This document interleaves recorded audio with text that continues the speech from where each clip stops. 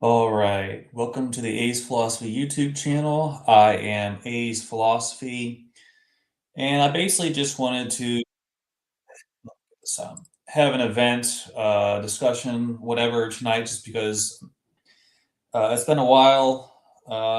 It's been difficult with my schedule to have a consistent content being put forward on my channel, but I do want to have opportunities for engagement for anybody who's heard the things I had to say and wants to discuss them. Um, Regarding things that, the topics I discuss are mainly Christian theology, religion generally, the truth of really all the religions and the existence of God, but specifically focusing on Christian theology and doctrine, and also the question of basically, well, as I've already said, the existence of God versus atheism, which is more rational. Theism or atheism are pretty much the two main topics I discuss, and another of other associated and related topics. But I did want to have a discussion tonight, just because I wanted to have I want to try to at least be somewhat regular in providing opportunities for engagement for anyone who might be out there and hoping to engage or hear more. So we can, if someone wants to join and have a discussion about whatever it is he or she feels is important, we can do that. And if that doesn't happen, then so be it. I really just do this so that people can engage if they want to. And if they don't want to, then I've done whatever I can. Now, obviously, my channel isn't very large, so people probably aren't even aware that I'm doing this. But for those that are, the opportunity exists, and I want that opportunity to exist. So that's basically what I'm doing right now. Now, I do want to provide a little commentary on my debates on the Standing for Truth YouTube channel. So I have had two debates on Donnie's channel, Standing for Truth, which I actually do think is a great debate channel. Now, the only I respect Donnie. Now, his channel isn't really a debate channel, it's his channel. So he uses his channel to promote the ideas that he believes are important, and there's nothing wrong with that. That's what everyone does. In addition to that, he does host what I consider to be a lot of important debates, and he does so in a fairly a neutral way and unbiased. But I think he does a great job of running debates, hosting them, and moderating them. Is he perfect? I mean, nobody's perfect at anything. So obviously, some you can probably watch some debate and see some bias here or there, but for the most part, you have a wide variety of people and different ideas and backgrounds and belief systems coming and having an opportunity to have a basically a discussion where in my estimation, everyone is being given a chance to at least make the case. You could say that the moderation is perhaps unbalanced in the cross examination, but every debate I've seen so far, people get basically an opening statement with uninterrupted opening statement of however long, and a rebuttal uninterrupted. So you have at least those two time frames, and all the time is equal. So at the very least, even if you wanted to argue that the cross exam is, he kind of favors his own side, whatever you want to call it, you get an opening statement, a rebuttal, and a closing statement uninterrupted. Could it be better? Sure, but that's pretty good. If you're hoping to present an idea, then you really can't ask for more than that, or you can, but that's certainly, especially on a platform as large as his, that's probably is something that you could hope something you can't really hope for more than that for a lot of people.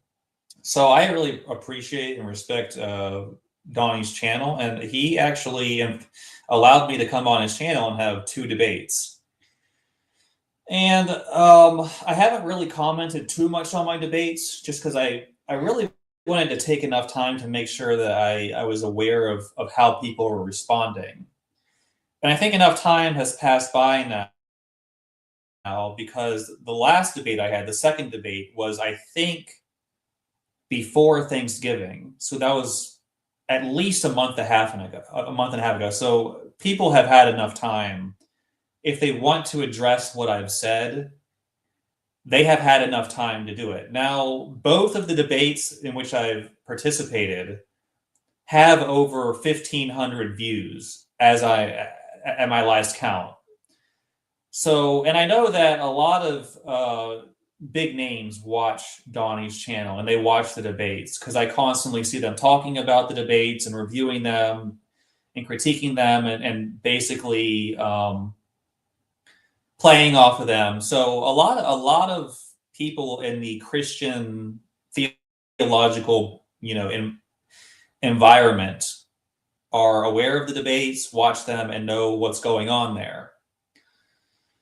So I was very curious to see how these various individuals and people and influencers would react to my arguments and presentations. Now, obviously, I'm one person with with a limited ability to see everything that's out there. But so I could have missed something.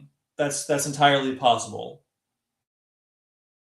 But I will say, with a month and a half since my last debate, I'm actually pretty surprised at how things have played out since that time, because I made some pretty controversial arguments, and I was expecting, no one's obligated to respond, but I was kind of expecting to see something from somebody of repute or of a known individual, because I know how many well-known individuals watch Donnie's channel. You can just go look at the people who've been on his channel for debates or for other purposes, and you can see how a lot of them have very large followings. So I was interested to see if any of them would basically respond to what I said, because a lot of what I said is considered heretical or controversial according to, how Christianity is presented today. So I was wondering if anyone would, try to refute me or but here's what happened. And I don't exactly know how to interpret this. I have not seen a single individual on any platform except for the debaters themselves review the debates. So the two people I debated, Praise I Am and Charles, did their own post-debate reviews, which is fully expected. Outside of that, I have not seen anything, any response whatsoever. No one attempting to refute me, no one attempting to critique me, no one attempting to respond to my arguments, nothing. Zero, zip, zilch, nada. And, as I said, no one's obligated to respond to me, but I did expect perhaps something to happen. But really, nothing has happened. No one has challenged me or even in any single way acknowledged that I even took part in these debates. So being myself, I just have to ask myself, well, what are the reasons for this? There are a number of different reasons. One of the reasons is probably that people just don't think I'm important enough to even, address. That's one reason, possible reason. And that might be the reason. I don't know. Maybe just people are look at me and be like, he's nobody. His arguments are crazy. Why should anyone take him seriously? I'm not going to waste time talking about this guy. So that's one possible reason, but I really do believe that my arguments were so strong, and this, of course, this is probably my bias coming into play. I think my arguments were so strong that they merit being addressed by somebody in these Christian circles, because a lot of these people are teaching basically the second debate I had was about salvation, like how are souls saved in Christianity. That's a pretty important topic. And I made arguments that basically, when you understand them, and if they're true, would we have Andy here. Hold on one second. There's Andy. It's good. Honestly, Andy, I haven't been around in a bit. I just haven't been able to create a whole lot of content recently. It's sad. I would like to, and I say this often on my channel, if I could clone myself, the second me would probably just be doing YouTube and other forms of engagement on various social media platforms. But I actually do have a very busy life outside of the YouTube channel, and the YouTube channel is really just basically a pastime, a hobby kind of thing that I do in my free time as I'm able to basically talk about things that I think are important. I really do wish I could do more of it. But yeah, with the holidays and before that, the debate preparation, I really have not been doing a whole lot of content recently. And honestly, I don't feel good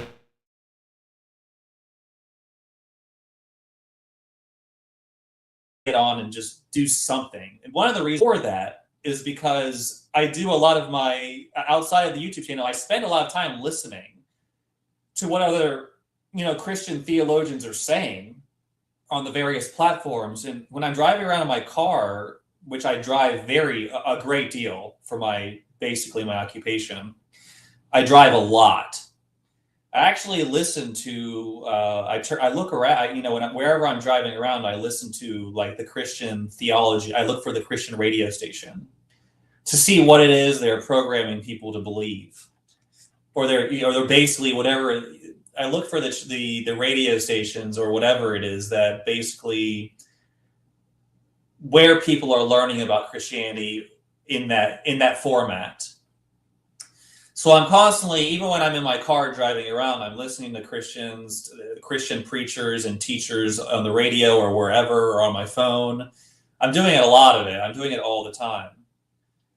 And because I disagree with how Christianity is being taught, I'm first of all getting really angry. It motivates me to basically do what I'm doing. I have to get on and just express my disagreement with just how false and really dangerous modern Christianity really is. It's really a very dangerous, destructive idea.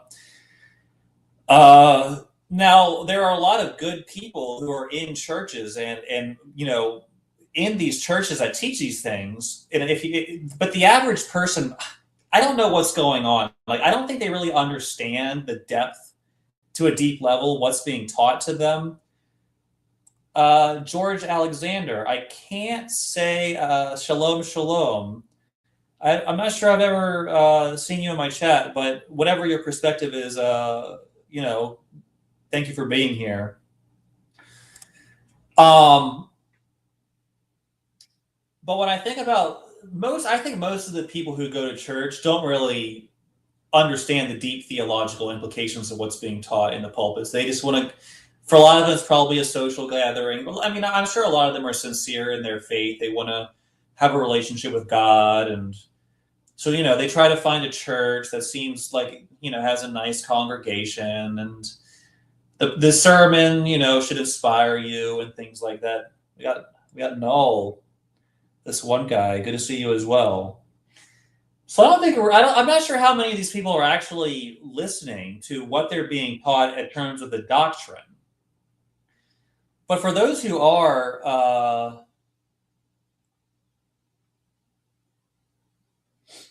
yeah.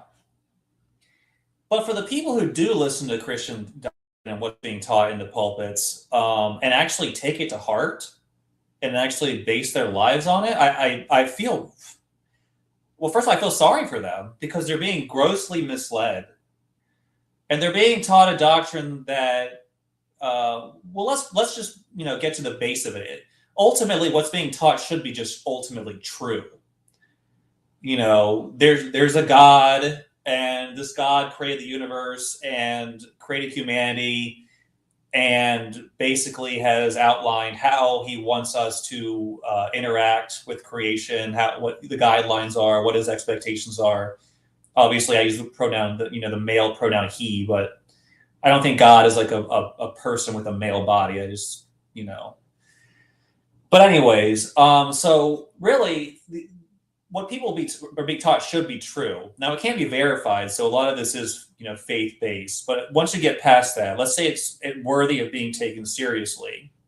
There is merit to the idea of God. There is merit to the idea of a spiritual reality, a soul, and heaven and hell, and all these things. What's being taught in Christianity, I think, is really the opposite of what people should believe. Not only for how they should operate in this world, but how they should interact with God. Because what's amazing, and I've talked about this on my channel so many times, is that in your average modern American evangelical church, you're basically being taught that you cannot believe that you have to obey God for salvation. And according to Jesus Christ, what does God teach? Now, skeptic might dispute this, but if you just at a superficial level, if you want to call it that, what Jesus basically taught is that we're supposed to love our neighbor. We're supposed to care about the people around us. We're supposed to care about society and, help people who are in need and Jesus talked about these things. Now, the atheist will point to a couple of verses here and there where there are more controversial aspects of Jesus' teaching about, how people will be divided and some of these other things. Sure. But what Jesus did focus on quite a deal, regardless of that, is that, the ultimate objective is to love your neighbor, love your fellow human being, and that it's not an option. It's, as a Christian, that's your obligation as a Christian. If you are to have faith in Christ, that is a requirement of a believer, is to basically treat other people as you would treat Jesus Christ, who is a representative of God himself. But what they're being taught in the churches is not that they have to. Is not that people have to live an ethical lifestyle according to what Jesus taught. But they're basically they have to believe a whole bunch of doctrines and creeds that don't do anything to make the person more righteous. They have to believe Jesus is God.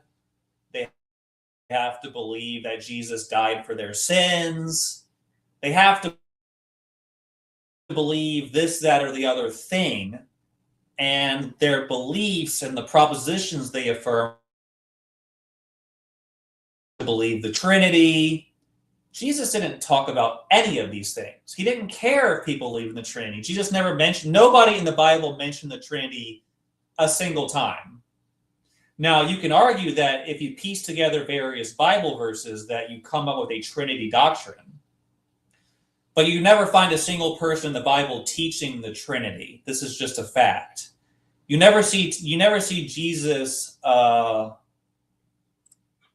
Right. We are saved because of good works. Yes, that's correct. Unfortunately, George, a lot of Christians don't believe that. Even though this is exactly what Jesus Christ taught. We have to do good works. And to me, that's why Christianity is a superior worldview to other worldviews. Because in other worldviews, being a good person is optional. Now, it doesn't mean you can't be a good person. I just feel like when you exist in a framework where being a good person is required of you, and it's part of how you will be judged, then there's a greater, more. Let's see here. Did you try to trick me, George? I actually haven't read it. Hold on one second. Let's read it together.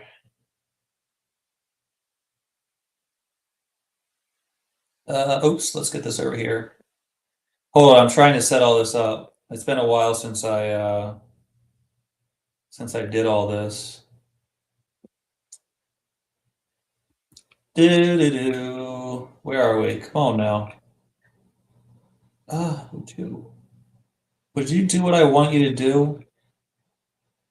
1 John 3. Let's see it.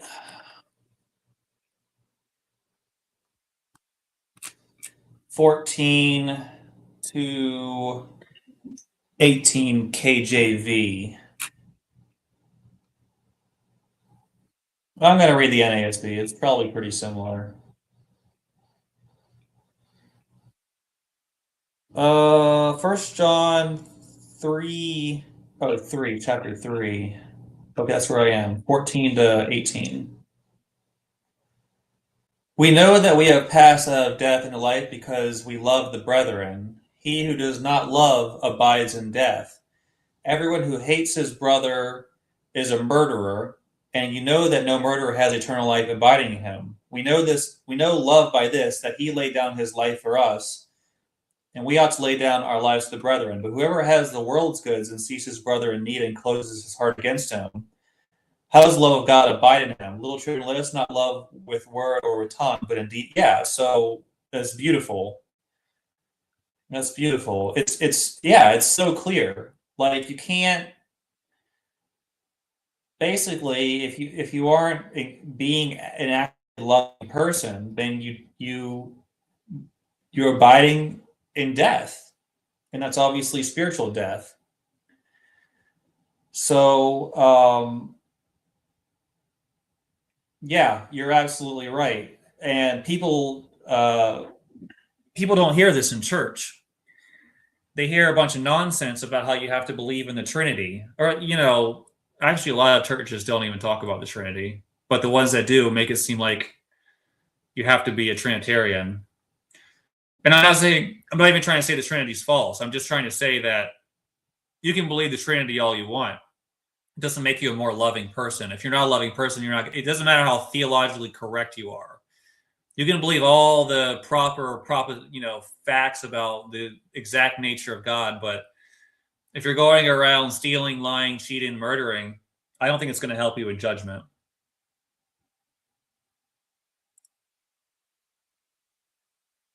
I can piece together verses to make Marcionism true too. I'm not sure. Honestly, I lost track of what I might have said that might be a reference to. Sorry, B.S. Lewis.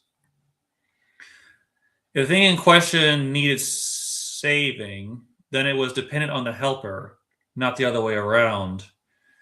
If the one being saved was saving themselves, why need a helper? The Trinity. Yeah, George, here's the thing. I'm not even, so I suppose that you're a Trinitarian. That's fine. I'm not trying to argue that Trinity is false. What I'm trying to say is salvation isn't contingent upon believing in the Trinity. If it was, then Jesus probably would have said that at some point. Now, you can say the Trinity is a true doctrine, and that's fine. I'm not going to dispute that at this time. But all I'm trying to say is that even if the Trinity is true, believing it or not believing it isn't what makes you a Christian, because that's just not what Jesus taught. What makes you a Christian is whether you obey the teachings of, okay, all right, let me, you're right. I should just automatically, when someone posts a verse, just read it. And that way everyone knows what's being said. That would be a good habit to get into. Genesis 15:9. Oh, I believe this is the right. So he said to him, bring me a 3-year-old heifer and a 3-year-old female goat and a 3-year-old ram and a turtle dove and a young pigeon.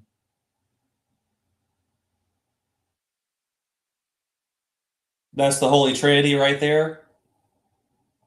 A heifer, a goat, and a ram, and I guess some birds. Yeah. Well, anyways, I guess going back to this is a good question right here. If the thing in question needed saving, so let's. This is a good question. A lot of humanity can be likened unto someone lost in a forest, because and being lost in the forest is basically an analogy for how we don't know everything about God. We don't know everything about. That's the symbol of the Trinity. Okay. All right, I'll take your word for it. Well, I mean, I kind of won't, but I'd like to, that exegesis comes from, but here's the question. One of the things that atheists talk about is, why is God hidden from us? And I think that God isn't hidden from us so much as we don't perceive God because of our limited ability to conceive of what we're experiencing. I honestly think that the universe is a manifestation of the essence of God. But we don't think of it that way. We just think of it as a bunch of physical matter and energy floating around out there. So when you observe the universe, you are kind of observing some aspect of God, but it doesn't appear that way because of our very limited perspective. But because of our limited sense perceptions, we can't perceive the spiritual reality. We can't perceive God. We can't perceive heaven and hell just because our bodies are designed to perceive only this aspect of reality, the physical reality, the universe around us. So we need someone to come and help us understand what the truth is beyond our perception. And I think this is where people like Jesus come in. This is how they save us. Because for whatever reason, and you can, again, I go to the atheists because I hear that why is it that just the prophets get all this information? Why can't God just reveal it to everyone? So that's just a question I'm just going to say, I don't know. I don't know why God only gives a small number of people the truth about all this stuff that we need to know. But I do believe that that's a way that God does help us is through prophets. And my guess is that some way, somehow, they earned the right to know these things and share it with the rest of humanity. Because if God was just choosing random people and they didn't really do anything to earn it, well, that would be kind of unfair in my opinion. So my opinion, my best wild guess is that the reason the prophets get this information and we don't is because for some reason they did do something that God thought was meritorious for them to receive these revelations. So when you have people like Jesus, the way he saves us isn't by figuratively grabbing our soul out of the water lifeless and bringing it back to life. The way Jesus saves us is basically he explains to us the things we need to know in order to be in right relationship with God, which we wouldn't know without him and people like him.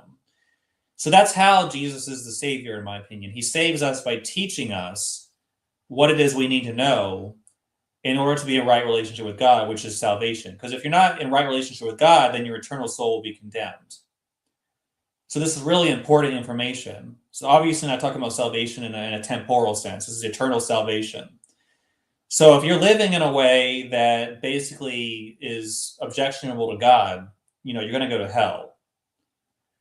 And the way, we need to be saved from that. Well, to be saved from that, we do need the knowledge of what it means to be in a saving relationship with God. And when you put your faith in Jesus, you're basically saying to yourself, I believe Jesus taught me the proper path to salvation as opposed to Muhammad or some philosopher, some, non-religious idea, some psychologist like Freud or something. People put their faith in a lot of different things. People put their faith on influencers they see on the internet and things like that. But as a Christian, you're putting your faith in Christ. What does it mean to put your faith in Christ? It means that you believe Christ, as far as we know from the record that's been given to us, is the one who taught the proper pathway to salvation. And that's how he saves you. And there's a lot of different options out there. There's a lot of different religions out there. So which one's true? We don't really know. That's why it's called faith. So I personally, as a Christian, have decided that of all the different religious teachers out there in history, I think Jesus Christ basically got it right. Now, I won't know that until I die. And, if I do have a soul and all that, then I'll find out. If I don't have a soul, then, it didn't really matter in the end. There's Pascal's wager for you. But, if Muhammad was right, now I highly doubt Muhammad was right, but if Muhammad was right, I'll also find that out. So whoever you put your faith in is going to have a big, an eternal impact. It's really important that we make the right choice. So, but anyways, I wanted to talk a little bit more about the debates. What's going on? First of all, I want to give credit to Donnie. I have tremendous respect for Donnie. I'm thankful to Donnie. I think he did a good job during my debates moderating. Did he do a perfect job? Nothing in this world is perfect, so I'm not going to expect that of anybody. But he gave me more of a chance than I would have otherwise had. He allowed me on his channel, his platform, which he didn't have to do. So I have to just give total credit, respect, and thanks to Donnie. And also to my debate opponents, because, they obviously were willing to take on my challenge. So I have respect for them, even though I disagree with them and think that they're both false teachers. I at least respected the fact that they were willing to engage with me. Now, outside of that, I have interacted with a lot of people in the Christian internet, blogosphere, whatever you want to call it. And I know they know who I am. They may not think very much, think of me very much, and I might just be someone that they've interacted with and forgotten about. But to me, I think that a lot of them do know who I am, do remember me, because they've blocked me. So I must have been. And the fact that they have not in any way attempted to engage or challenge what the arguments I made, I have to ask, what does it mean? All right, there's a possibility they didn't even see the debate I was in. That's one possibility. There's another possibility they saw the debate and just didn't care about what I had to say. That's another possibility. But are there other possibilities? I'm just trying to figure out what the mindset of these people is, because they're out there teaching a certain gospel. And if what I've said is true, then all these people are false teachers. I made an argument that if these people heard it, they have to recognize within themselves that if he's right, and my arguments were pretty strong, these people are false teachers, and they are outside the will of God. And they are basically, I hate to frame it this, they are enemies of God. So you would think that they would look at this, and also I would be leading people astray. And I know that they know that people watch Donnie's channel, so they should be responding to me and saying, hey, this is why A's philosophy is wrong on what he said. None of them did that, not a single person. So I'm going to start calling some of these people out. I think some of them might be cowards. I would like to debate some of these people. Not necessarily on Donnie's channel. Now, I doubt any of these people is going to hear my challenge, so that's fine. But if anyone knows any of these people, feel free to contact them and say, Ace Philosophy is willing to debate you. People like Matt Slick, people like Kelly Powers. I see a lot of the people who come onto Donnie's channel. I've already debated Praise and Charles. I had been hoping to debate them for a long time. So I already debated them, and I feel like I absolutely crushed them. They didn't offer any. I debated Praise on the deity of Christ, which I don't even think is primary importance. So I wasn't too invested in that debate. But the debate against Charles Jennings was absolutely about salvation of the soul, which is obviously the most important thing anyone can think about. And to be honest, Charles would probably disagree, but I think I just wiped the floor. Charles didn't say anything that made me think I might be wrong about anything that I said. You don't watch SFT because he is young Earth creationist? Oh. Well, his channel, he does promote young Earth creationism, but I mean, his debates, he has debates on that, but to me, yes, Donnie promotes ideas on his channel that I strongly disagree with, including young Earth creationism. But he does host a lot of really important and intriguing debates, and I've learned a lot watching his channel. Not just, just to learn about what it is people believe and why they believe it. And watching his channel has very much allowed me to basically understand where people are coming from. And that helps me, tailor my arguments and points in such a way that'll be more effective. So I watch his channel quite a bit. And a lot of, other debate channels too, not even Christian debate channels, but there are other debate channels that are, debate other topics as well. So I actually really like watching debates, not because I agree with the channel or who's debating, just because I like learning how people think and why they think it. I'll watch a debate on just about anything. Like I never thought I would be interested in a debate about flat Earth because um, it's just so obvious to me that the Earth is a globe, and I think that there's no way to dispute that at this point in history. So when I first started seeing these flat Earth debates, I thought they would be pointless just because it's such a. But I realized that these people really believe this, and at some point I might meet a flat earther who believes this too, and hearing them just makes me more able to understand what it is I can say that would convince them they're wrong, and I'm sure they would think the same thing about me. Where's all your critics now that you're live? Well, see, this is exactly what I'm trying to get into. This is the question I've been asking, Mike. I started off this very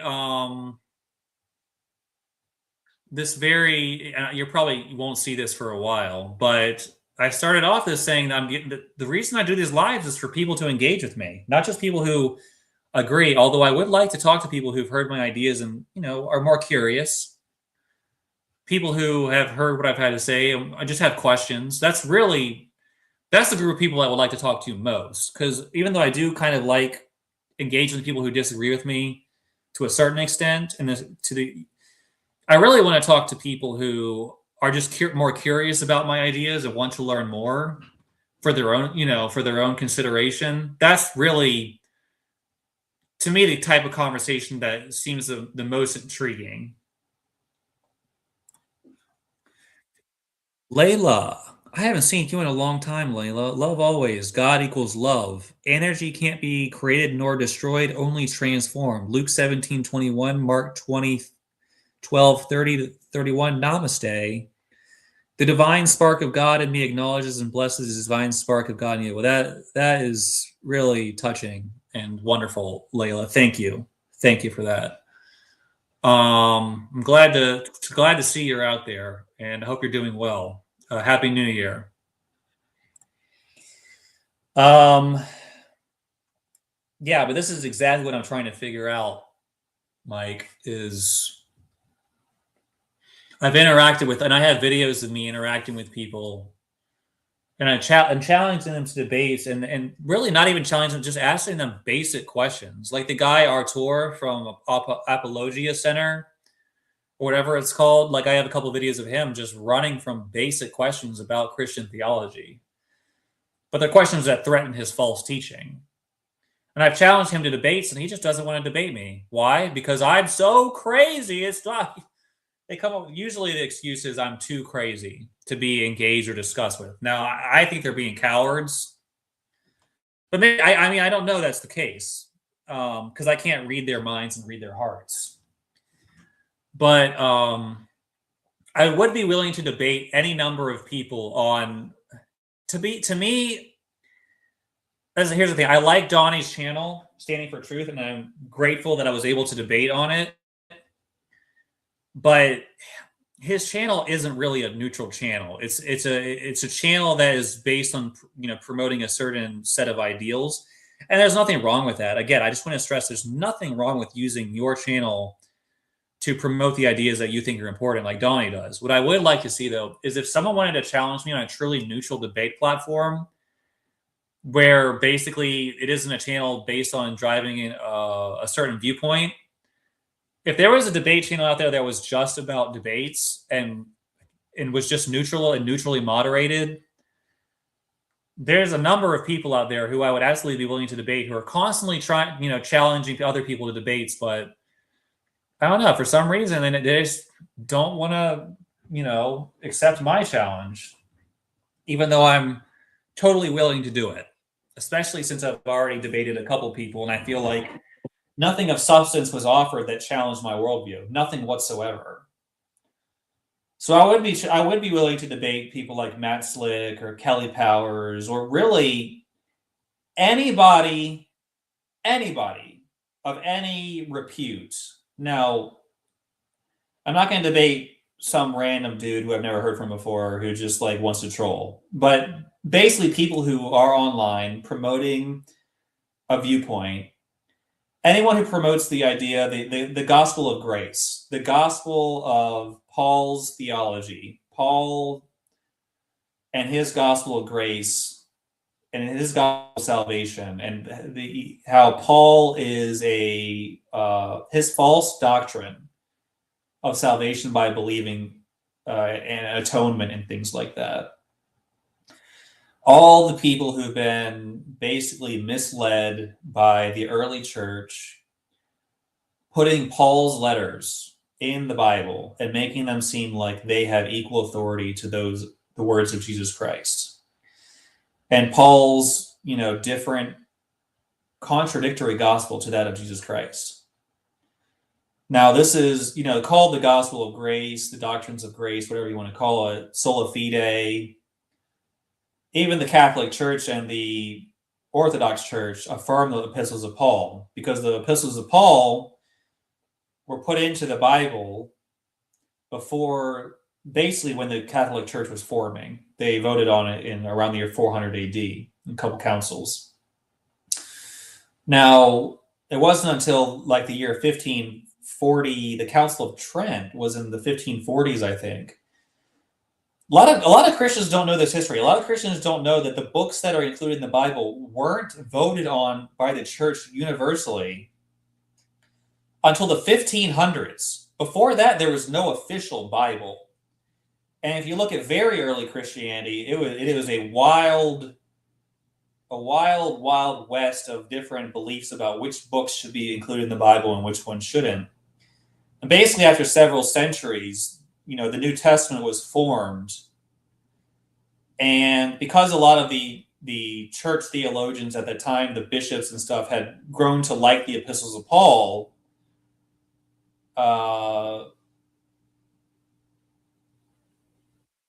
they decided to put the epistles of Paul in the New Testament, even though his epistles really have no authority whatsoever to the,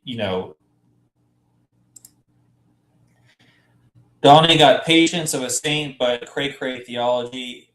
Yeah, it makes me wonder. Like, he's really good on the evolution stuff. Like, really good. Like, way better than most. But his theology, I don't know how he got so far out on left field there. I'm just going to post a link. If no one wants to join, that's absolutely fine. I'm just putting it out there as an opportunity for people who do want to join. Now, I won't be able to stay on very long tonight. I'll probably have to shut things down by, at the very, very latest, 9:30 p.m. Eastern, U.S. But, so don't feel, no one needs to feel the need to join. But if people do want to join and just talk about whatever, you can talk about the holidays if you want, what you did over the holidays, or we can talk about more important things like theology and the debates. But yeah, until someone joins, I'm just going to keep talking about my debates and the reaction to them, or the lack thereof. I was kind of hoping somebody, these more well-known figures, I should say. Oh, we got Freddie. Good to see you, Freddie. Happy New Year. Hope you had a good holidays and all that. I was hoping somebody would kind of be like, "What? I'm going to challenge you to a debate." I haven't seen anybody do any of that. Nobody. Not a single person has responded to anything I said or challenged me in any way, which makes me think to myself, maybe I'm onto something. Because in my second debate, I fully admitted that I reject the epistles of Paul. And the reason I hold the theology I do,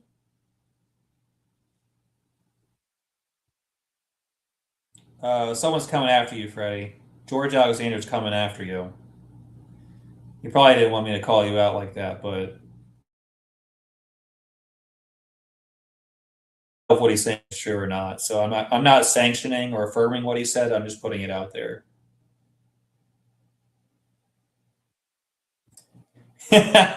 Yeah. When you listen to somebody on half speed, which normal speed is half speed when you listen to 2 times, it sounds really slow. It sounds like they're just drunk and they're totally sloshed. It's hilarious. I've done that before. I've caught I've watched YouTube. You know, we've all watched YouTube videos at 2 times speed to catch up, and then when it gets to normal speed, it's like, man, this is just too slow. I can't listen to this anymore. So yeah, it's pretty funny. Um, but yeah, none of the big players responded to me. None of the big players felt the need to address anything I said, um, which makes me wonder. You know, obviously, I have to assume that many of them probably just did not see the debate I was in. Okay, fair enough. Oh, we got Jill. God hates universalism. I'm guessing you were on Ace Theo's channel recently or something like that. Oh no, actually, I'm banned from Ace Deals. Ah, ah, okay. So what's up, Jill? Did you just join to? Did you have anything in mind, or do you just wanted to chat? Oh no, no, but dude, what were you? Did you have a topic or? Well, yeah. Basically, all I've been talking about is that I went on. You know, you might not have seen this. Maybe you did, maybe you didn't. But I did go on to Donnie Standing for Truth YouTube channel and had a couple of debates with Praise and Charles Jennings about you know, the deity of Christ and the gospel. And I'm just trying to make sense of the fact that none of these other people out there, you know, all the people we've talked to over the years, felt the need to respond to anything I said. So I'm trying to make sense. What do you think's going on, Joe? What do you think? What do you think? What's your what would be your explanation if that happened? What do you think they're hiding? Do you think they just don't care about what I have to say? I'm actually trying to figure it out. What do you think?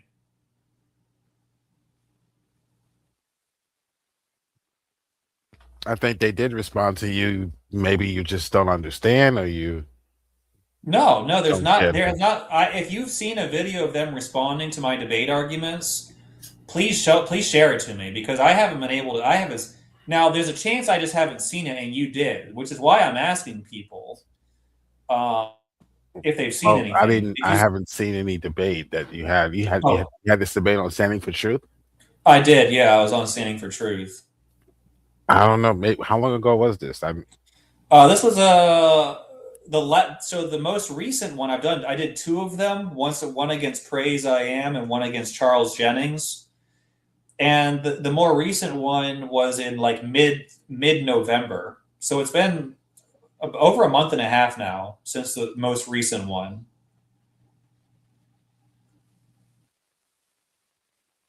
what was there a cross examination session Oh yeah, it was a full on debate. It was I was you know I and was you asked questions and that no one was answering. You're saying. well in the debate. Yes, my debate opponent, but I'm talking about the response afterwards. No one like reviewed the debate and tried to refute my arguments. You know what I'm saying? There wasn't anyone out there like Matt Slick or you know Kelly Powers or all these people. You know how they're always reviewing debates and talking about you know basically promoting their false gospels. They didn't feel the need to address my arguments. Makes me wonder maybe they know they can't. I don't know.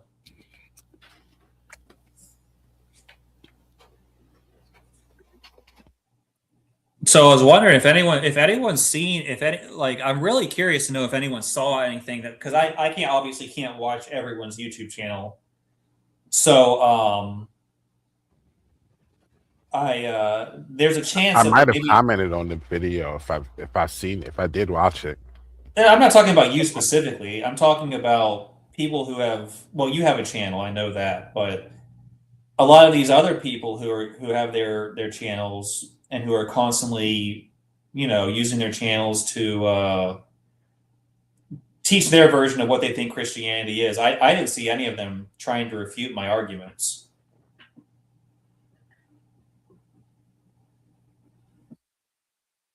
Now, that led me to wonder why, you know, why this happened because I know a lot of these people watch Donnie's channel, and they watch the debates that are hosted on his channel. Perhaps they felt the argument was already refuted in the actual debate. That's a possibility. That's a possibility. Now, I didn't hear them say that. So what I was going to do, I was going to challenge some of these people. If they want to debate me, I'm open to it on a neutral platform or on Donnie's platform if he's willing. But, I've actually talked to Matt Slick many times in the past. And I have a lot of videos on my channel proving that. And he's still out there, he hasn't changed a whole lot. He still wants to sit there and, preach his false gospel and act like there's no problems with what he's saying. But this isn't about a specific, and I keep bringing out Matt Slick just because maybe it's because I heard him on the radio today, and I'm just thinking about how that's why I'm kind of have him in mind as opposed to some of the others. But there's a lot of these people out there who. What about you, Joe? What have you been up to? What have you, in terms of just either in your own life, that to the extent you want to talk about it, or any theological developments or conversations you felt were important recently? Yeah, this one where you seem to think you have an argument that that wasn't refuted in a debate. So I'm curious, when you during your cross-examine, what questions you're claiming that weren't answered? What were those questions? Well, it depends on. Basically, the one that interests me the most is my debate against Charles Jennings, because the debate in my opinion, the first debate I had was against praise about the deity of Christ. Now, I know you're going to disagree with this, but I really don't think a person's stance on the deity of Christ is salvific. So it's interesting to talk about and discuss, but if a person's wrong, like if somebody thinks Jesus is God, like I think that's, obviously wrong, but I don't think they're going to hell because of it.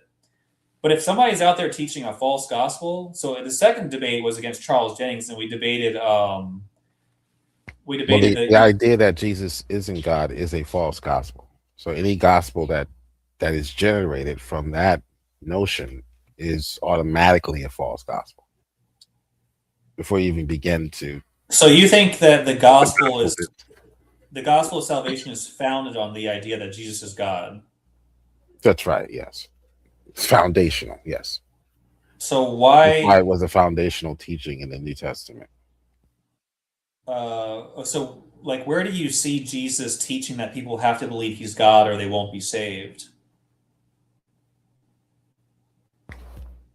I'll get you the reference. Okay.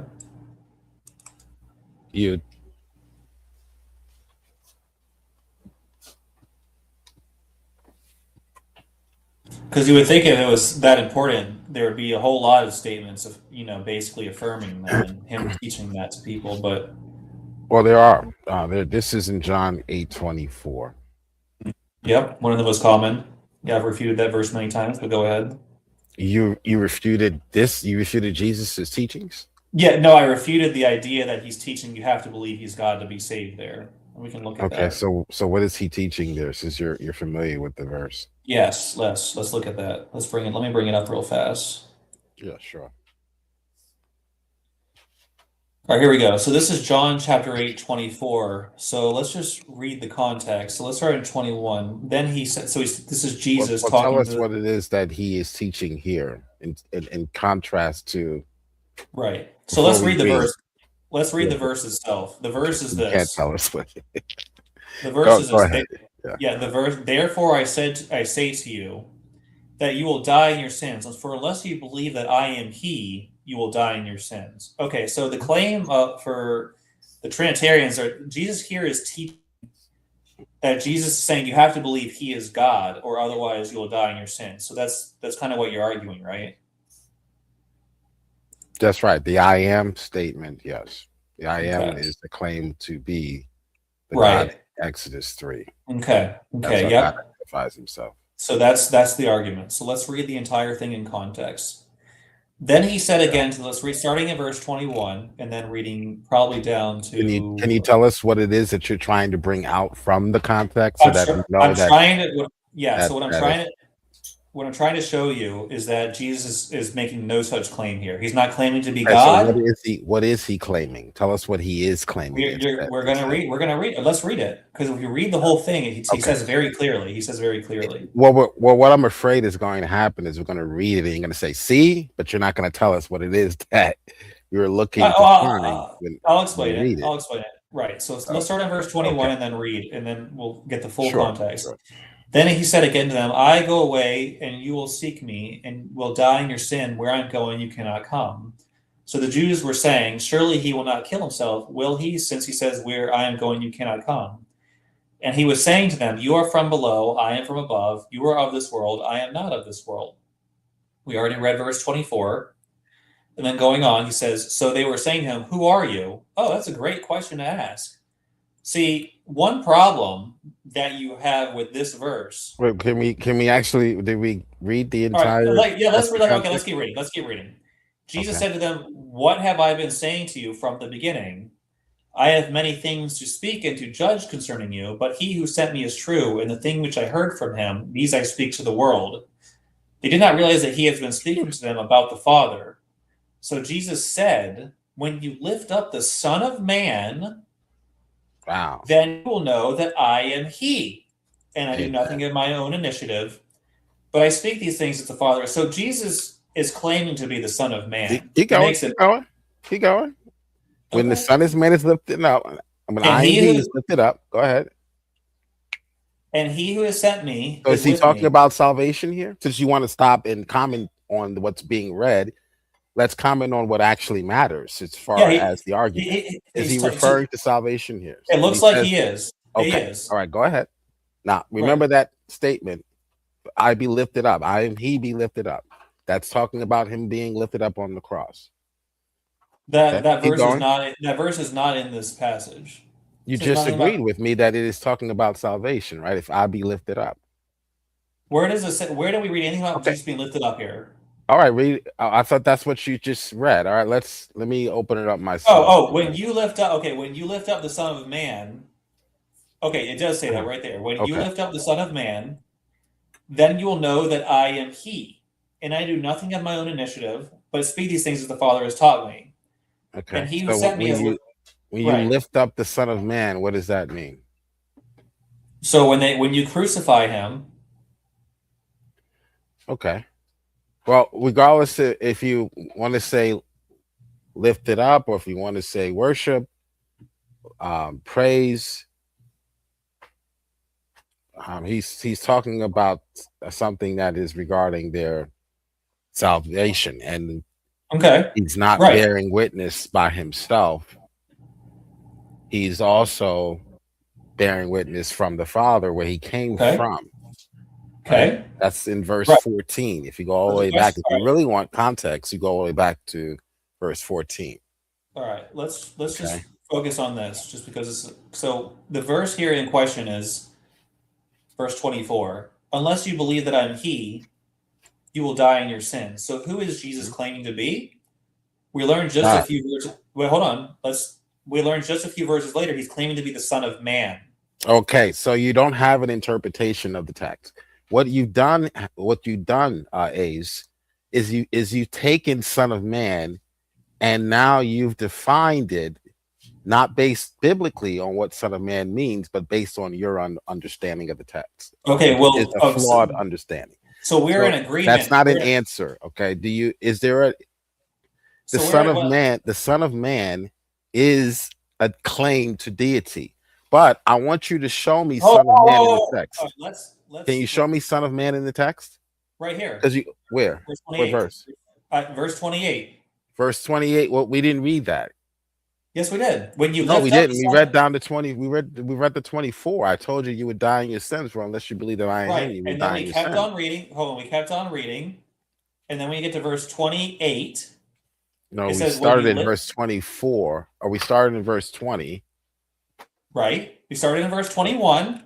We read 21, right? past 20. We read past 24, which is the verse you initially cited, And then we got down to verse 28. Okay. And it says, When you have on, lifted up the Son of Man, right? Right. Then you will know that I am he. So the I am he is in reference to being the Son of Man. Can we agree on that? Right. So what you've Okay, done good. is you've taken the Son of Man and you've reinterpreted it just to have an argument. Wait, So I basically, haven't done you don't anything. have an All argument. I've said, You all I've said done that is, you said, hold on, this was your answer was, Ace. You don't even listen to what you're saying. Analyze what you're saying. You're saying Jesus is not claiming to be God here because it says the Son of Man. Well, what if the Son of Man means God according to Scripture? Now well, what? then Now you you're would in be trouble. So right. you But read, so you interpret Son of Man as not being God. So you force that why? onto the text just to No, I defeat it. haven't no, I have not forced Okay, what anything is your on it. definition of Son of Man? Because for biblical students, the Son of Man means God. Okay, Okay, so fine. what is your definition of But Son of Man? let's first agree that when Jesus says here, unless you believe that I am he, what he's Mhm. claiming to be is the Son of Man. So we can agree on that. No. What he's What? claiming to be is the I am. He is not there. Is if you look at the Hebrew, the word he is not there. So if he says Wait a I minute. Wait a am, minute. All right, let's hold on, that Jill. is that is a claim of deity. Okay, so now let's look at Son of Man No, no, because Jill, you have no, a mis. you're distorting. Okay, Let I'm me. not distorting anything. I'm Yes, you getting are. Yes, you are. your definition of Son of Man. I want to All right. know where you got it from because I'm the going Bible to. teaches Son of Man means God. So if when you have lifted up God, then you will know that I am He. He is the Son of Man is not a term of anything less than deity. So you Okay. need to come up with a term, a definition of Son of Man, and tell me Good where to you see you, got Von it from. Eric. Where All did you right. get the definition from? Hold on. I want to establish a couple things. First of all I've done up to this point is read the text and establish that. Okay. And you did not Hold just read on. the text, you interpreted. Jill, you need to let me talk. You need to let me talk, man. Otherwise, I'm just gonna have to like mute you or something It. because you're You're not just letting me not being talk. honest, bro. You're just not being honest. You interpreted Son of Man as something less than. I have to mute you, Jill, because you're not letting me talk. Let me talk for a minute. Thank you. Okay, so I muted Jill just because he was not letting me speak a single sentence without interrupting me. In this verse here, we have John 8:24. I asked Jill, where does Jesus say you have to believe he's God in order to be saved?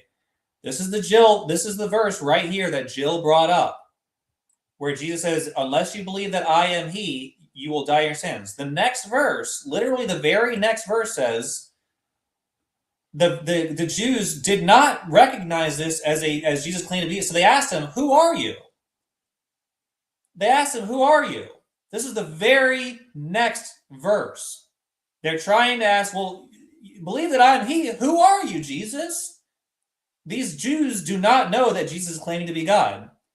And then literally a couple verses later, Jesus tells them in very clear language that he's the Son of Man. And that's what he means by I am he. So there's no way around it, Jill. He's claiming to be the Son of Man. Now, what do you want to say, Jill? I unmuted you. So what do you have to say to everything I just said?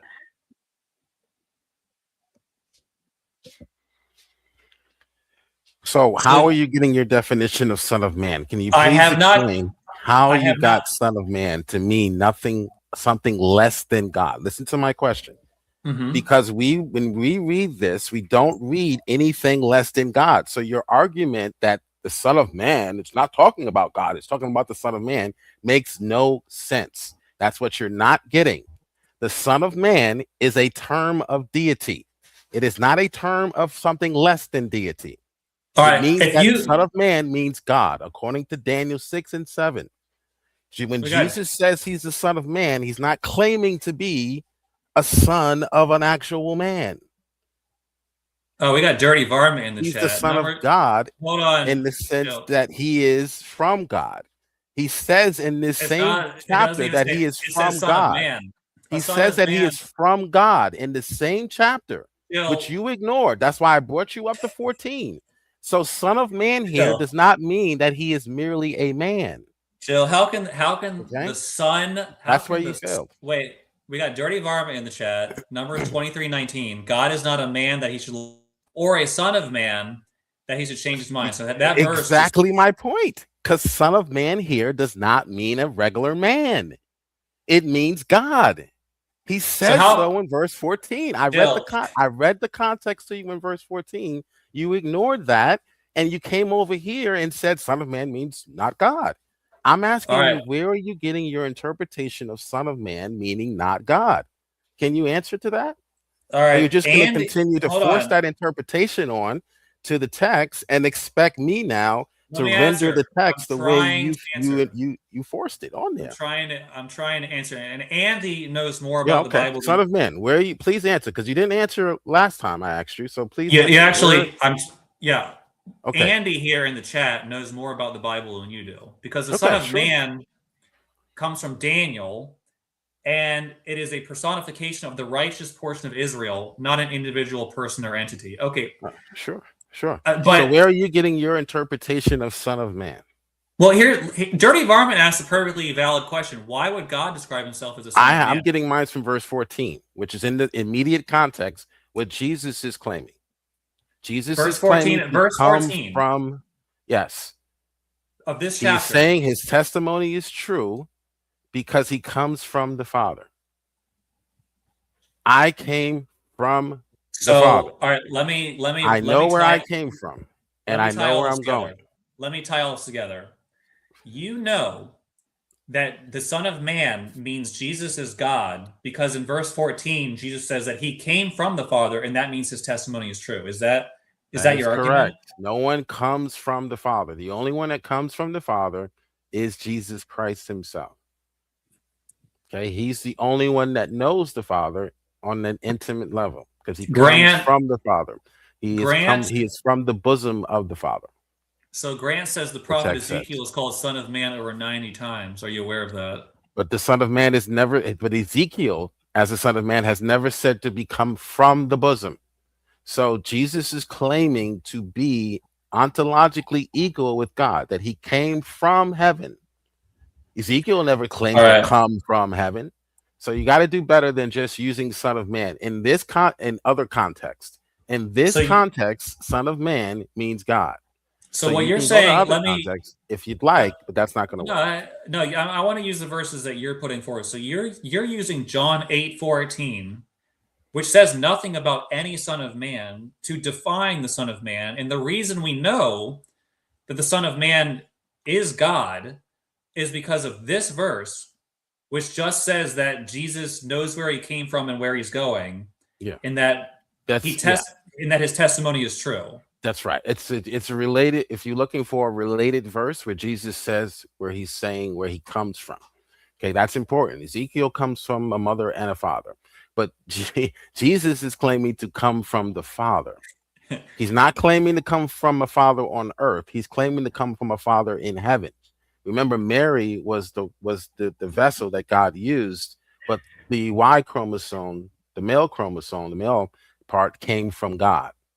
All right, Right. Jill. Okay, so let me read to you. Let me read I to you, need John. something. Let me read to I you, need. John.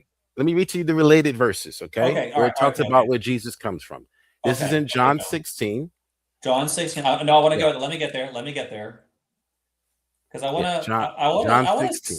I want to see how you get to Son of Man equals God. And I that's really and want to try because to. he comes from the Father. Okay, He let's go. says that he came from the Father, Okay, not from a human origin.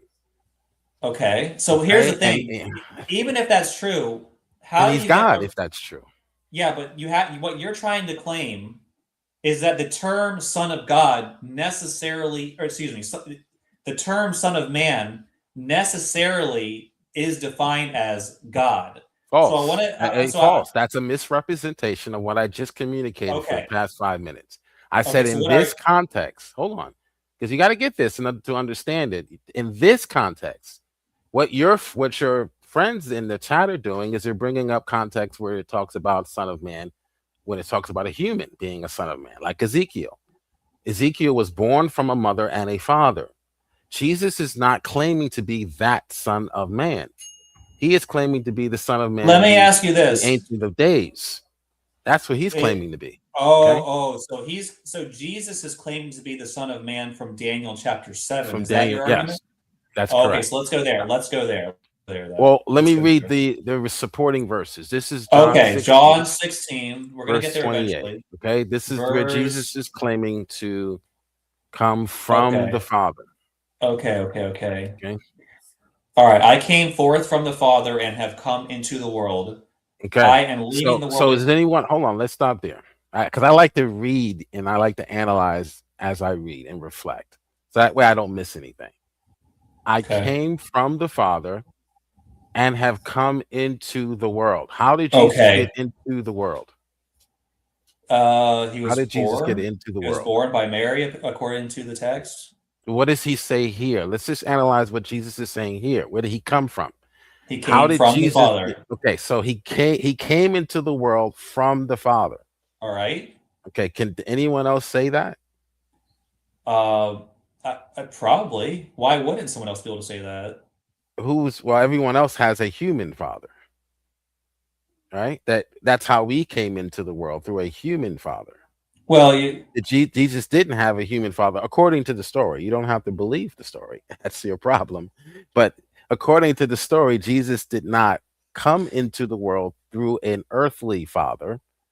He is claiming So to come from a father from above. So let me, the Mormons believe that like Jesus was in like a spirit family with God before he was born, and he like kind of left the spirit world and was born into Mary. Like, so Jesus has like a pre-existence in some of these theological frameworks. So he is just because It's a Jesus pre has a. He's not just claiming pre-existence. He's claiming to come from the Father into this world. So he comes from a different world into this world. None of us can brag of that. None of us have any recollection of that. If that is the case with everyone, none of us can say, yeah, I remember being with the Father. Okay, so this is not the same. You're trying to usher in all these other examples that don't amount to what Jesus is claiming. He is not claiming to come from an earthly origin, but a divine origin, and he has a divine mission. So Now, let me now like I am leaving the world and going to the Father. Jill, the Arians believe that Jesus had a pre-existence, and they would have affirmed this verse. Jesus did come They would forth not from have the affirmed Father. this Hold verse. on.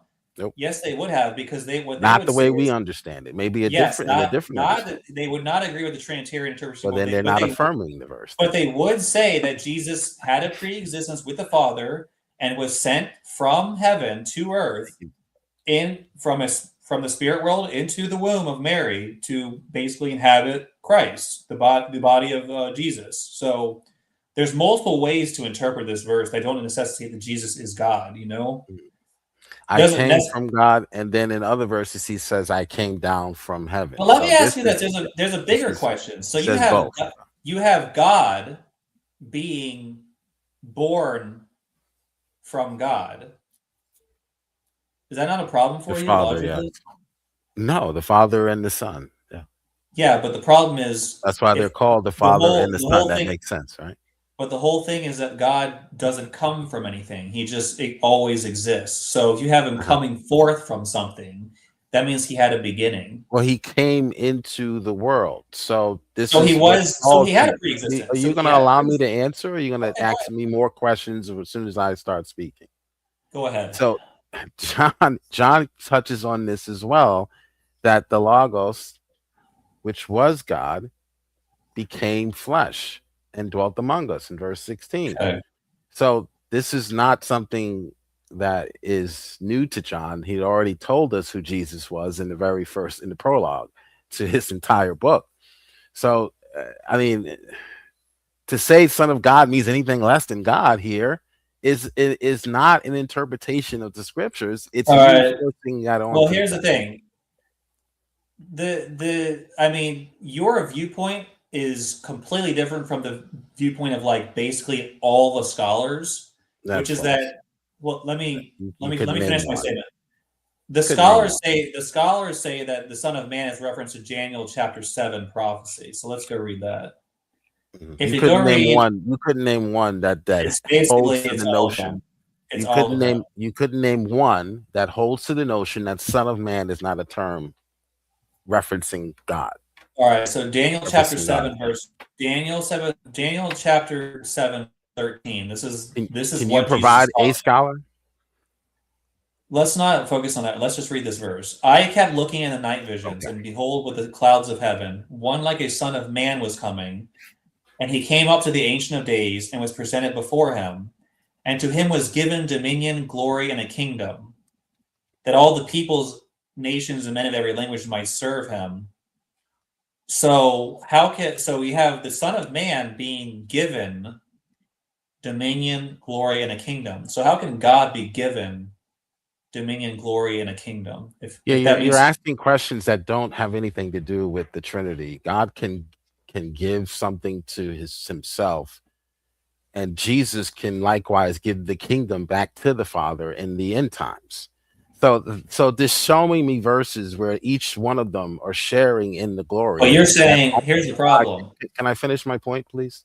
Showing me passages just to not nip this in the bud, so you don't do this continuously all night, because we'll be here all night doing this. Okay, just showing me passages where the Son is giving glory to the Father, or the Father is giving glory to the Son, whether it be the kingdom being volleyball back and forth, the Son gives the kingdom back to the Father gives the kingdom to the Son, or vice versa. So Mhm. just showing me that is not enough to quell the doctrine. It actually supports the doctrine, Hmm. because only God has the prerogative to have this authority, and he wouldn't give it to anyone else but God. So if the Son is giving something to the Father, or the Father is giving something to the Son, or the Son is sending the Spirit, that all fits our mold. It all fits our doctrine. It supports us. It doesn't hurt us. Okay? So we So stop here's the that thing. All Muslim right, let's approach. That's so outdated. no, the problem I have with everything you're saying, Jill, is that I'm looking for an actual place to define the term "son of man" because you made the claim that "son of man" necessarily entails the idea that the entity is God. But when I look at Yes, where yes. hold on, when I look at where the Son of Man is actually defined, it doesn't say anything about the Son of Man being God. It says he's being given authority and a kingdom, which Again, God cannot receive those things. again. So when the Father gives the kingdom to, or when the Son hands the kingdom back to the Father in the end times, does that mean the Father is no longer God because he's being given something from the Son? So again, you're wasting time bringing up these defeated arguments that only prove the Trinity by focusing on what the Son is receiving from the Father, and ignoring all the other times where the Son gives to the Father. So The because Son this is is the one that delivers the children of God to God. He's the one that delivers them. So is he delivering the saints to the Father? let me ask you this. Make the Father no longer God because he's receiving something from the Son? Let me ask you this, Jill. No. So please Because let me ask you let's move forward. And I need to ask okay, you a question. Because this is where I think that the term Son of Man is defined. Daniel chapter 7, 13 to 14. Where in this verse does it necessitate that the Son of Man logically is God? Is there anything here that does I it can say, necessitate? yes, Well, necessitate? this scholars emphasize that Jesus is deliberately invoking Daniel 7 here when he says Son of Man. He's not just Right? saying Son of Man because he would be Mhm. lying, because he is actually not a Son of Man from a human perspective. He was not born, he was born of a Virgin Mary, but that's besides the point. That's just common sense. And I don't understand why people don't get that. So he could not have been saying, I'm a Son of Man like Ezekiel. But anyway. So that's why conservative scholars and scholars, I don't, maybe not liberal scholars, of course not, because they love to pervert the text instead of actually exegeting. But the figure in verse 14, I think, comes in the clouds. That's a divine action in the Old Testament, Psalms 104, Isaiah 19. So when Yahweh comes in the clouds, that's always a sign that that's God. Okay. Really? He steals, he subverts Baal, the ancient pagan Canaanite god who came in the clouds. So Yahweh now takes that mantle and says, "Nope, I come in the clouds." If you Hmm. read, like I said, Psalms 104. So now Jesus is now reiterating, he's retaking that mold and he's saying, I am the one coming in the clouds. You also see he has dominion that is everlasting. Okay. Okay, this is a vision that Daniel is having. His dominion is an everlasting dominion. Okay. Jesus's dominion is everlasting. In fact, Okay. Jesus is the one who claims to give eternal authority. He's given eternal authority from the Father, who now gives us eternal life. Okay. So this passage is rich with deity, with God being envisioned here, not a human being.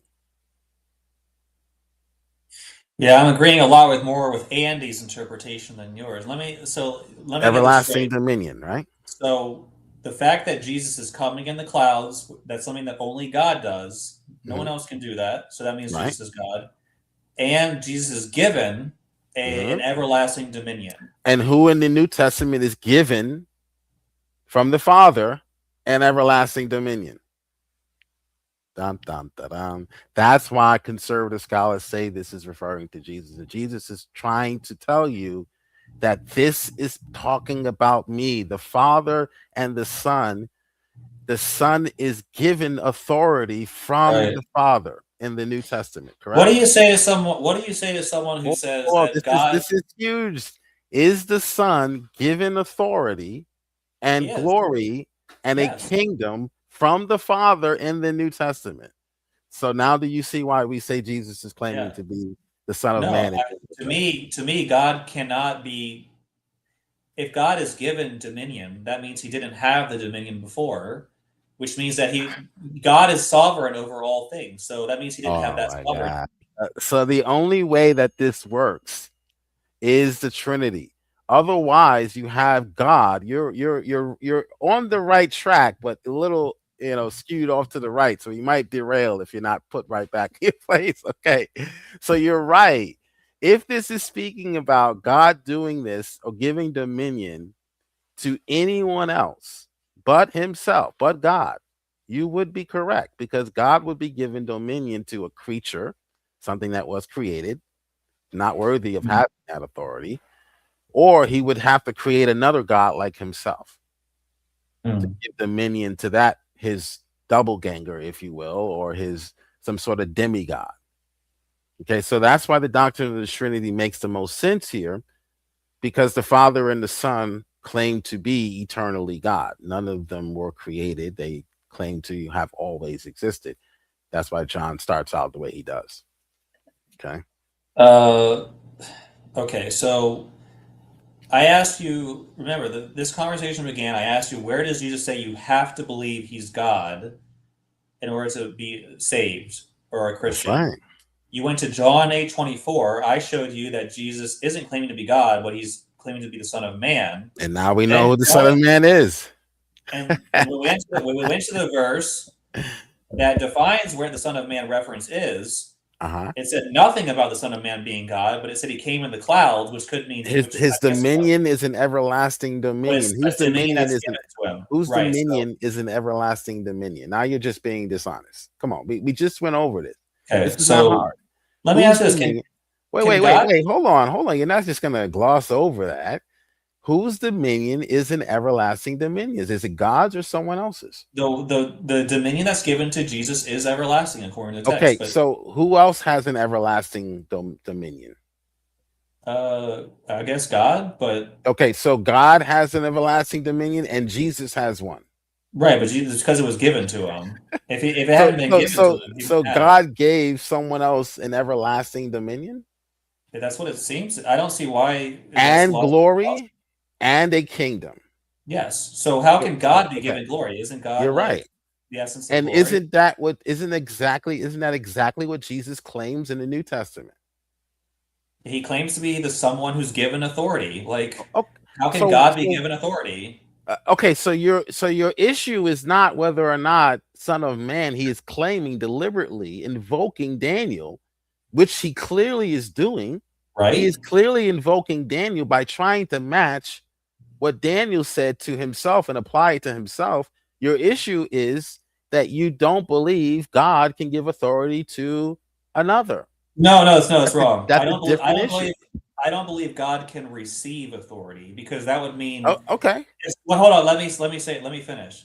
If God is receiving authority from another being, that means that a being was superior to him ontologically. okay. That That's huge. that's your assertion. That's your assumption. Yeah. That, but believe it or not, Jill, I just showed you. I I just show actually, you. Well, hold on. Let me just deal with actually, that let me before finish. you. Let me finish. We're actually having the same debate I had with praise. I covered all of these. This is why this is nothing. None of this is new to me. You're using the same arguments that praise did if you watch the debate. So this is funny because I refuted praise and now I'm refuting you. So I just wanted to put that out there. And I've had this discussion 1,000 times about John 8:24. So this is why all of this is very familiar. It's all the same Is talking not. points, all the same arguments. None of it's new. None of it's all stuff that I've thought about and realized is Well, nonsense. let me just give you another example of how you are repeating a failed argument. You Yeah. just argued that it makes the son less superior or inferior because he is receiving something, right? That's your argument, right? Okay. Yeah. You repeated that argument which you made about a half hour ago when I showed you in the text, and everyone knows as a Christian that even Paul writes on this. In the end times, the Son will give the kingdom back to the Father. Ah. So if the Son is giving something back, giving something to the Father, that must mean that the Father is inferior to the Son. I actually, wait, where is it? That's your logic, right? No, I'm You're not using agreeing with that it. logic against the Son, but you won't use that logic against the Father, which shows your inconsistency. A sign of of a failed argument is an I want to inconsistent one. If you're going to wait. use that logic to say Here the it is. Son is inferior, then use the same logic to say that the Father is inferior when the Son gives him something. Hold on. Let's read the verse just so. For as in Adam all die. By the way, this is Paul, so we all know that there are a lot of problems with everything Paul says, but let's just ignore that for now. But in each his own order, Christ the firstfruits, after those who are Christ at his coming. Then comes the end, when he hands over the kingdom to the God and Father, when he has abolished all rule and all authority and all power. For he must reign until he has put all his enemies under his feet. The last enemy that will be abolished is death. For he has put all things in subjection under his feet.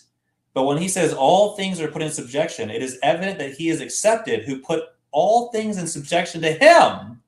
When all things are subjected to him, then the Son himself will also be subjected to the one who subjected all things to him, so that God may be all in all. I tried to read that like Ace Theo, because Ace Theo, like, he basically reads this verse every single day on his stream. So I thought I tried to sound like Ace Theo when I read that, so that God may be all in all.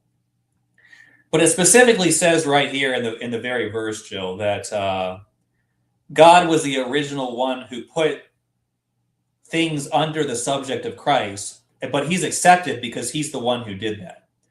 So I'm sorry, Jill. That argument And he also, gives the kingdom even back to the Father. So even though you your though you argument tried to was, run, if I can respond Jill, really quick. yeah, you can, but even though you tried to run to Paul to save you, it still didn't work. Okay, go ahead. Well, you're just being dishonest. The argument is not that the Father and the Son do not give things to each other, because they do. They do give things to each other. That's the argument that you're ignoring. You're trying to Mhm. find a difference. Oh, he gave it to him first. Therefore, what does that even mean? You said that the Son is receiving something. That makes him inferior. So now you're adding extra requirements now to the receiving. that he has to receive. Oh, well, if he had it first, then it doesn't mean he was receiving it. It's different. It's different when the son receives something from the father. I could say, oh, the son is inferior. But when the father receives something from the son, the father is not inferior. So that's the inconsistency you're not going to be able to deal with. I think that's probably what happened in the debate. You probably just ignored that inconsistency. You kept going back to it as if it's a valid argument. It's not logically. That was 1 Corinthians 15 verses 25 to 28. Well, you know what, Jill? I got to give you credit. No one else wanted to join, and I have to end the stream just because I did say earlier that I would be ending the stream about this point. So I'm not running from you, Jill. You're beating me down pretty bad there, but that's not why I do it. I do actually just have a time limit. So how about this, Jill? How about you just give some closing remarks and whatever you want to say, and then we'll have to continue this some other time. Well, the most important text where the Son Christ is said to given, hand over, offer something to the Father. This is a loving relationship that has been going on for eternity. The Father loves the Son gives to the Father gives to the Son. So this supports our understanding of the scriptures that God is triune in nature, and that relationship of give and take and loving, which is a loving relationship, is been going on for eternity. So the Son reigns until all enemies are subdued, and he hands over the kingdom to the Father, and then it culminates in that God may be all in all. This is the clearest instance in Scripture where the Son is giving something to the Father, a kingdom to the Father. The Son gives his obedience, his life, his sacrifice. He humbles himself on the cross, becoming obedient, even unto death on the cross. And Jesus gave himself for our sins. So the Son gives himself. The Father does not give himself. The Son gives himself. So this is the giving that is directed by the Father's will. Okay, so that's really it. It's part of God's nature to give to him, to glorify himself. Okay, but yeah, we'll have to set up another conversation. Yeah, I do intend to have future open rooms, open discussions, and you can join. We can continue discussing these things. All right. Until next time, Jill. All right. God bless you. You too. All right. There's Jill. I've talked to Jill many times on this channel, and it went about as usual, which is again, I'm doing something a little bit dirty. I'm giving myself a last word. So, there's that aspect of it. But in my opinion, just as usual, I showed Jill some things. He dances around and refuses to accept it and continues to believe what he always believed, which is something that a lot of people do, and maybe I do it too.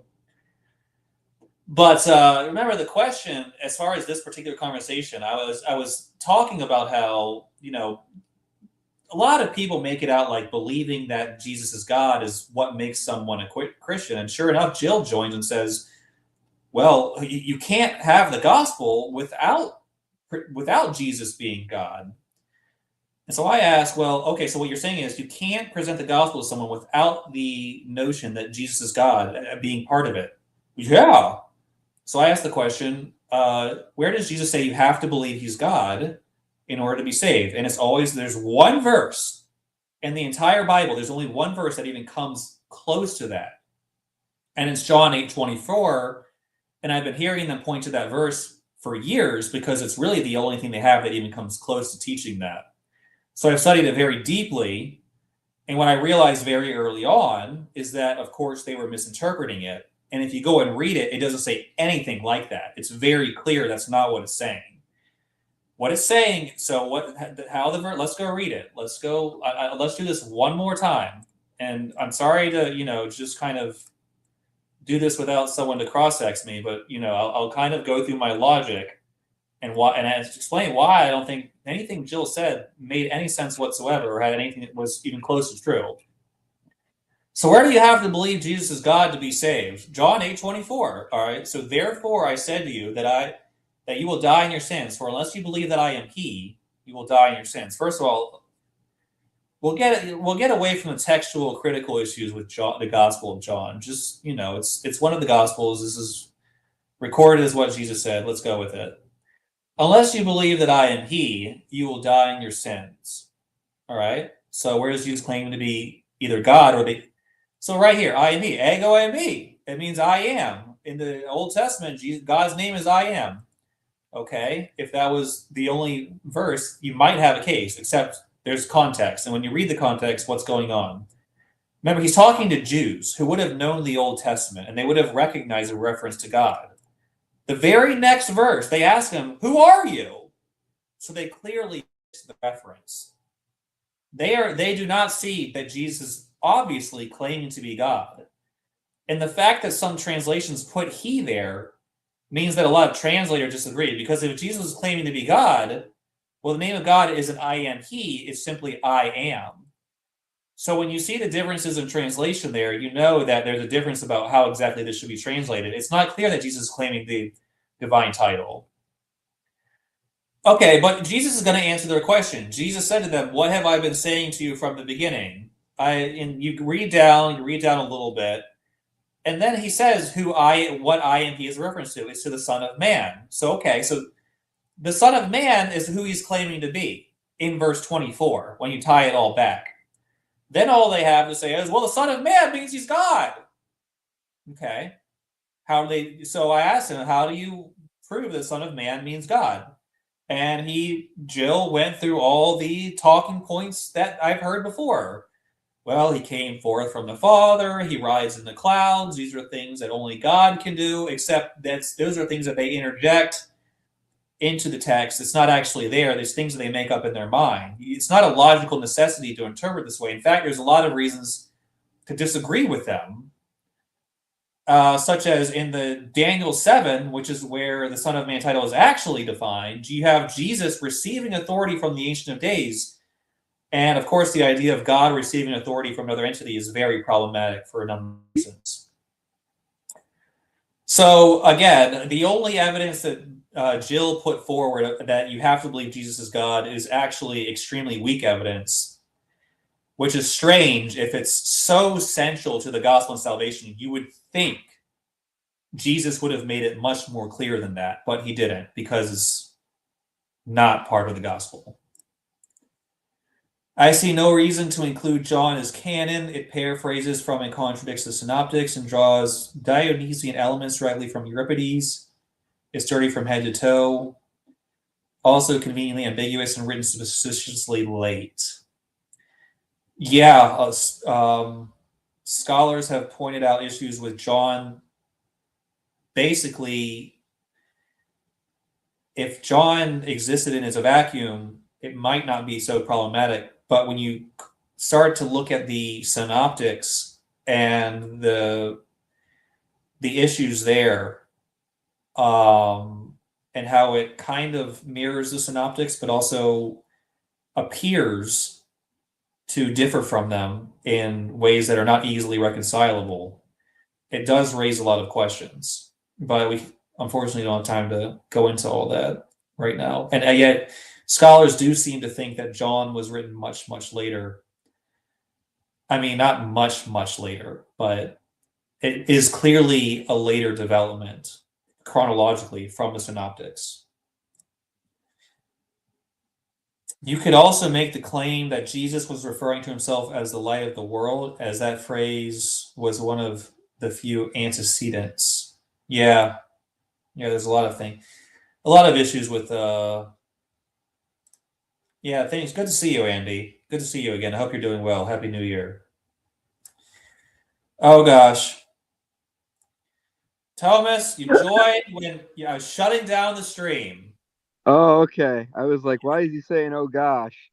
Because I want to give you a chance to speak, but I was literally closing down the stream. So I will give you 30 seconds to say whatever you want, and then we are actually going to close down the stream. But Okay. I just wanted to bring. I'll just say one sentence. Read the Summa Theologica. Is that a work by Thomas Aquinas? That's like his masterwork. Okay, read Summa Theologica by Thomas Aquinas. I'm afraid we're gonna have to leave it there, Tony. All right. Talk to you soon. All right, later. All right, I'm gonna hold true to my promise. We're gonna shut down the stream right now. Please like and subscribe, and look for future content. God bless.